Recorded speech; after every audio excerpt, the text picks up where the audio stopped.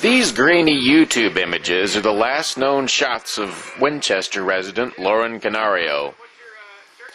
She's seen here enjoying a visit to Manchester on October 2nd. But less than 6 hours later, Lauren Canario disappears from view. But the 50-something Winchester resident isn't feared dead or missing. Lauren's husband photographs these images shortly after midnight on October 3rd. They depict Milford police officers stopping Lauren for an alleged speeding violation on the way home. When Lauren refuses to produce papers, Milford PD seizes her vehicle and her. As of October 20th, Free Talk Live reports Lauren Canario is in round-the-clock solitary confinement at Manchester's Valley Street Jail. I don't think you should have to show your papers just to travel around. Lauren is what they call a non-violent non-cooperator. For the most part, she refuses to speak with authorities, declines to show identification, and will not walk where the government tells her. Here's Canario refusing to go where she's told after a 2005 act of civil disobedience, forcing guards to port her around in a wheelchair. Here she is again in 2006. This time she's refusing to leave a New London, Connecticut home after government officials there tried to seize it using eminent domain.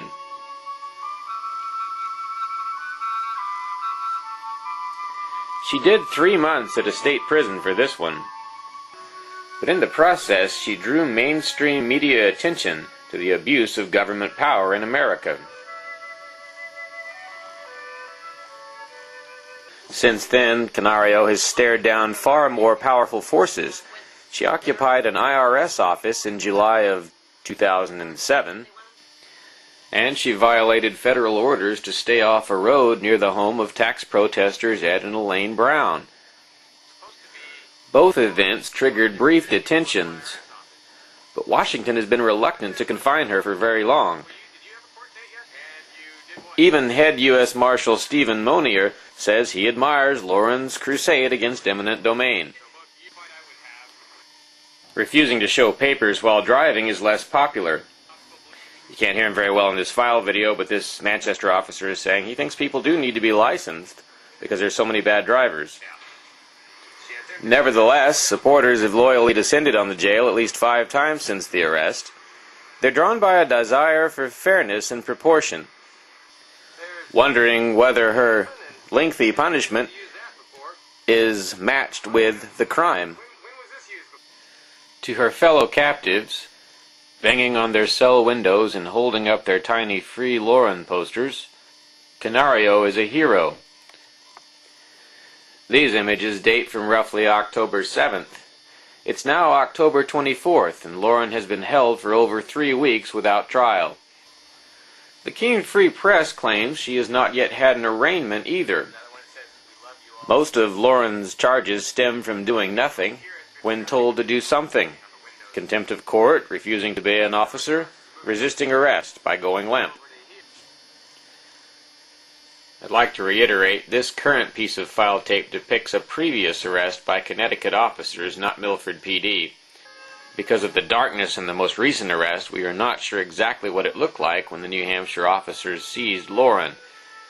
But earlier today I began requesting taped interviews with key players in Lauren's latest detention: Milford Judge Martha Crocker, Milford Police Chief Frederick Douglass, and Hillsborough Jail Superintendent James O'Mara.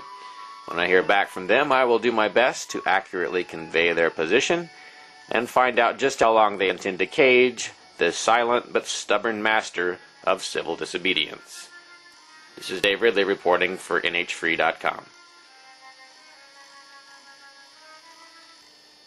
This edition of the Ridley Report is brought to you by the Keene Free Press, New Hampshire's first Free Stater newspaper. There have certainly been libertarian papers here before, but the Keene Free Press is special.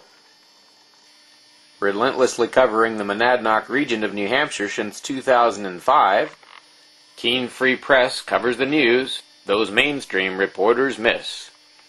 Visit us on the web at KeeneFreePress.com.